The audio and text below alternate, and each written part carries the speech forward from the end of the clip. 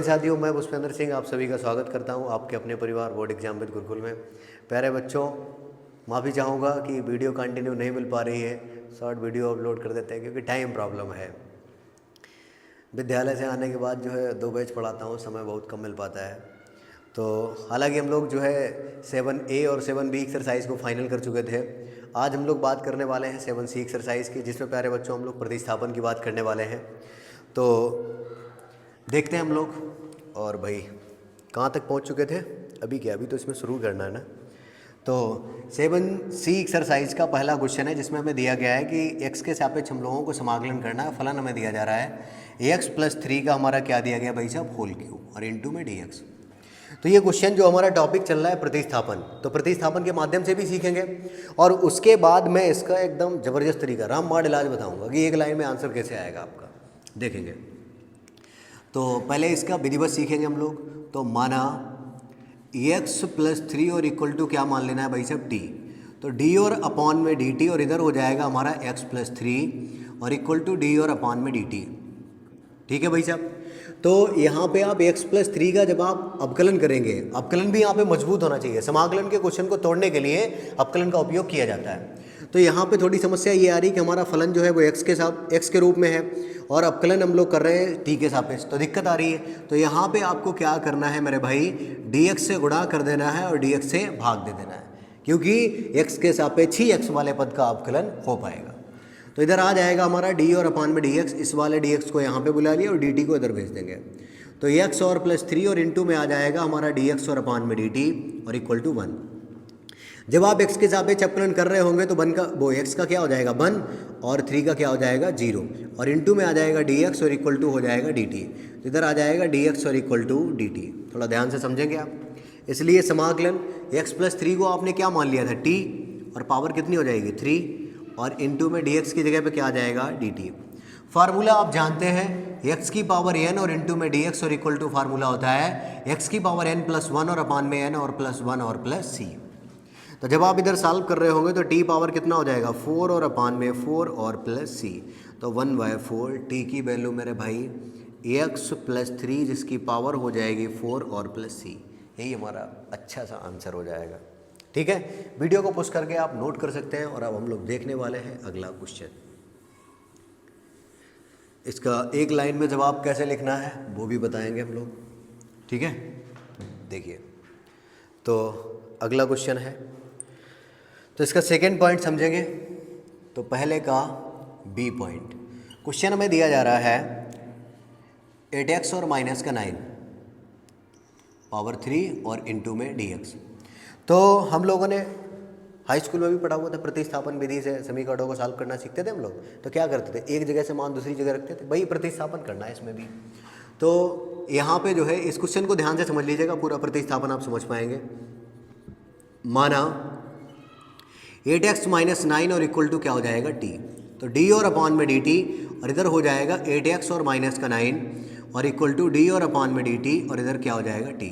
यहाँ पे हम लोग t के सापेक्ष अवकलन कर रहे हैं, जबकि फलन हमारा x के पदों में दिया जा रहा है। तो हमें क्या करना पड़ेगा भाई साहब, dx से गुणा और dx से भाग।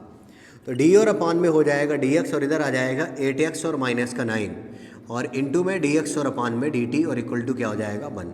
जब आप x के सापेक्ष अवकलन कर रहे होंगे तो 8 और इनटू में x का क्या हो जाएगा 1 और 9 का क्या हो जाएगा 0। इनटू में आ जाएगा हमारा dx और अपॉन में क्या आ जाएगा dt और इक्वल टू 1। तो 8 और इनटू में dx और इक्वल टू क्या हो जाएगा dt।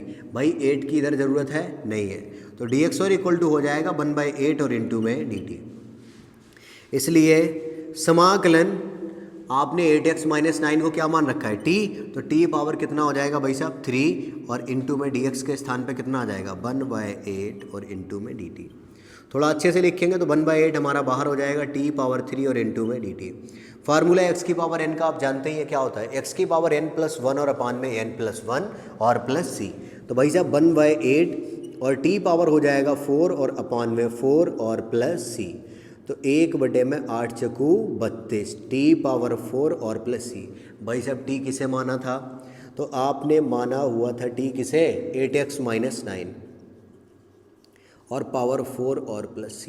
यही हमारा आंसर हो जाएगा। अब भाई साहब मैं इसी क्वेश्चन को बताता हूँ आपको एक लाइन में आंसर, जादू हो जाएगा भाई साहब, जादू। तो समाकलन 8x और -9 और पावर हो जाएगी 3 और इंटू में dx। ठीक है भाई साहब, मंत्र याद रख लो, x का गुणांक बटे में। देखो तो x का गुणांक भाई साहब कितना दिया गया है 8, तो हम लोग इसे सॉल्व कर रहे होंगे तो 1 और अपान 8 हो जाएगा x का गुणांक बटे में, और इधर हमारा हो जाएगा 8x - 9 पावर कितनी हो जाएगी 4 और अपान में 4। फार्मूला तो जानते ही है x की पावर n का क्या होता है, x की पावर n + 1 और अपान में n + 1 और प्लस c। तो भाई साहब 8 चकू 32, तो 1/32 8x माइनस का 9 और पावर 4 और प्लस c। आनंद आ रहा है भाई साहब, आनंद आना चाहिए, और आनंद आ रहा है तो कमेंट बॉक्स में जवाब चाहिए फिर आपका। ठीक है, तो नेक्स्ट क्वेश्चन देखेंगे, वीडियो को पुश करके आप नोट कर लिया करो। प्यारे बच्चों थोड़ा समय कम मिल पा रहा है, नहीं तो फिर भाई साहब आनंद ही आनंद, परमानंद हो जाएगा। देखो अगला क्वेश्चन, तो नेक्स्ट क्वेश्चन हम लोग देखने वाले हैं। तो इसका सी पॉइंट आप लगा पाएंगे ax + b पावर 4, जिसका आंसर आ जाएगा 1/a ax + b पावर 5 और अपान 5। क्लियर। नेक्स्ट, तो अगला दिया गया 3 और प्लस 4x की पावर 5। इसका भी आप जवाब एक लाइन में 1/4 बाहर हो जाएगा, और 3 और प्लस 4x की पावर 6 और अपान में 6, थोड़ा अच्छे से लिख दीजिएगा उसे बस। उसके बाद में क्वेश्चन हम लोग देखने वाले हैं दूसरे का ए पॉइंट। तो समाकलन x और अंडर रूट में हमें दिया गया है x और +2 और इंटू में dx। एक अच्छा क्वेश्चन कह सकते हैं आप। देखिए तो समाकलन x और अंडर रूट में हमें दिया गया है x और +2 और इंटू में dx। इसमें आपको एक बार +2 करना पड़ेगा, एक बार -2 करना पड़ेगा, तब जाके बात बन पाएगी। तो इसे हम लोग लिख सकते हैं x + 2 - का 2, और यहाँ पे इस अंडर रूट में जो x + 2 दिया गया है इसे आप लिख सकते हैं x + 2 की पावर 1/2 और इंटू में dx। जब आप इसका गुणा कर रहे होंगे अंदर तो क्या आ जाएगा, x + 2 1 पावर यहाँ पे है, 1/2 से गुणा करेंगे तो हो जाएगा 1 + 1 और अपान 2, माइनस इन 2 और इंटू में x और +2 की पावर हो जाएगा 1 और अपान 2, और इंटू में हमारा क्या रहेगा dx। तो इधर हो जाएगा x और +2 जिसकी पावर हो जाएगी 3 और अपान 2, माइनस का 2 और इंटू में x और +2 जिसकी पावर हो जाएगी 1/2, और इंटू में भाई साहब रहेगा dx। यहाँ पे बेटा आप x + 2 को t भी मान सकते हो, लेकिन t नहीं मानना है। क्यों भाई, क्योंकि x के गुणांक में कुछ है ही नहीं, कोई फर्क ही नहीं पड़ेगा। x का गुणांक हो उसे बटे में कर दो, निपटा दो इसे। तो x + 2 जिसकी पावर हो जाएगी 3/2 और +1, और अपान में 3/2 और +1, माइनस का 2 और इंटू में x और +2 जिसकी पावर हो जाएगी 1/2 और +1, 1/2 और +1 और +c। तो x और +2 जिसकी पावर हो जाएगी 2 एकम 2 और 3 5, तो 5/2, इधर भी 5/2, माइनस का 2 और इंटू में x और +2 की पावर हो जाएगी 3 और अपान 2, इधर भी 3 और अपान 2 और +c। आप जानते हैं बटे के बटे वाले ऊपर, तो ये हो जाएगा 2 और अपान 5, x और +2 की पावर 5/2, माइनस का 2 और इंटू में 2 और अपान 3, x और +2 की पावर हो जाएगी 3/2 और +c। थोड़ा अच्छे से लिखेंगे तो 2 और अपान 5, x और +2 की पावर हो जाएगी 5/2, माइनस का 4 और अपान 3, x और +2 की पावर हो जाएगी 3/2 और +c। वीडियो को पुश करके क्वेश्चन नोट कर सकते हैं आप। ठीक है भाई, तो नेक्स्ट क्वेश्चन देखेंगे हम लोग।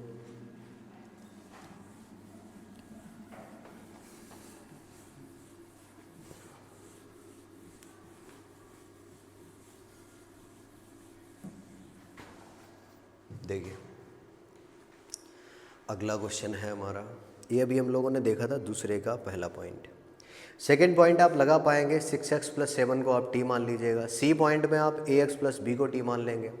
डी पॉइंट में 2x + 5/3 को t मान लें। बड़े ही आराम से लगा पाओगे भाई साहब, और 12th के स्टूडेंट हो इतना कर पाओ।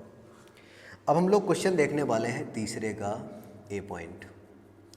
तो समाकलन क्या दिया जा रहा है मेरे भाई, 2x और अपान में 1 और +x² और इंटू में dx। अब आपको इतना विचार करना पड़ेगा कि किसे t मानेंगे, और नहीं करते हो तो ये मान लीजिए भाई कोई शक्ति नहीं आएगी, एकदम कोई शक्ति प्रकट हो जाए, नारद जी आ जाए वीणा बजाते हुए, बच्चे इसे t मान लो, ऐसा कुछ भी नहीं होगा। आपको स्वयं विचार करना पड़ेगा। तो माना 1 और प्लस एक्स स्क्वायर और इक्वल टू टी। तो डी और अपॉन में डी टी, और इधर हो जाएगा 1 और प्लस एक्स स्क्वायर और इक्वल टू डी और अपॉन में डी टी, और इधर क्या हो जाएगा भाई साहब टी।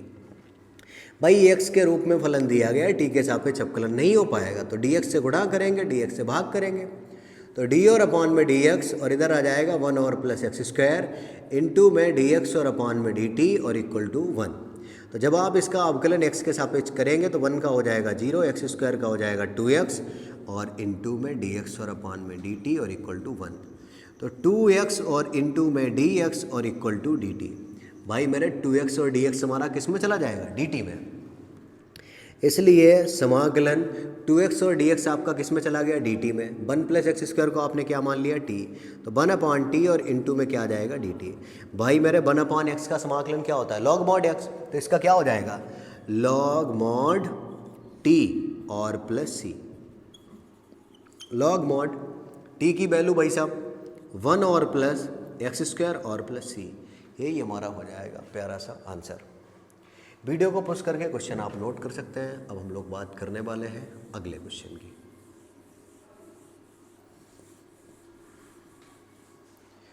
तो देखो भाई, नेक्स्ट पे हम लोग देख पा रहे हैं, तीसरे का ए पॉइंट हो चुका है, बी पॉइंट थोड़ा सा डिफरेंट है, बता देते हैं। तो थर्ड का बी पॉइंट, समाकलन लॉग एक्स का होल स्क्वायर और अपॉन में एक्स और इंटू में डी एक्स।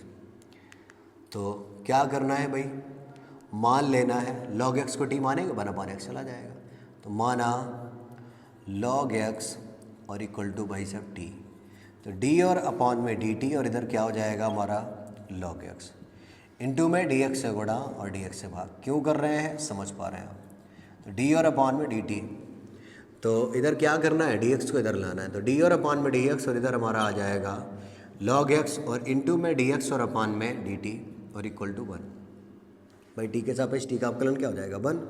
लॉग एक्स का अवकलन हो जाएगा 1 अपॉन एक्स, एक्स का करेंगे क्या हो जाएगा 1, तो डी एक्स और अपॉन में डी टी और इक्वल टू क्या हो जाएगा 1, तो 1 और अपॉन में एक्स और इंटू में डी एक्स और इक्वल टू क्या हो जाएगा डी टी। तो 1 और अपॉन एक्स और इंटू में डी एक्स हमारा किस में चला जाएगा, डी टी में, इसलिए समाकलन लॉग एक्स को आपने क्या मान रखा था, टी, तो क्या हो जाएगा टी स्क्वायर और इंटू में डी टी। फार्मूला आप जानते हैं, x की पावर n के लिए फार्मूला होता है x की पावर n प्लस 1 और अपॉन में n प्लस 1, तो ये हो जाएगा t पावर 3 और अपॉन में 3 और प्लस c, तो 1 और अपॉन 3, और t की वैल्यू भाई साहब कितनी है, log x, तो क्या हो जाएगा log x का होल क्यूब और प्लस c, यही हमारा आंसर हो जाएगा। प्यारे बच्चों, आज के लिए इतना ही रखते हैं, और यकीन मानिए भाई साहब बहुत ज़बरदस्त तैयारी करने वाले हैं, और जो हम लोग रिवीजन करवाएंगे, हमारी ऑफलाइन क्लास चल रही है, उसमें सभी कुछ बेहतर चल रहा है, समाकलन हम लोग आंशिक भिन्न पढ़ रहे हैं उस टाइम, तो रिवीजन की सीट जो हम लोगों की आएगी वो भाई साहब वाकई यकीन मानिए कि ज़बरदस्त होगा सब कुछ। तो प्यारे बच्चों, मन लगा के पढ़ते रहिएगा, ज़्यादा समय नहीं बचा हुआ है, बहुत ज़बरदस्त मेहनत करने की आवश्यकता है। चलिए मिलते हैं नेक्स्ट वीडियो में।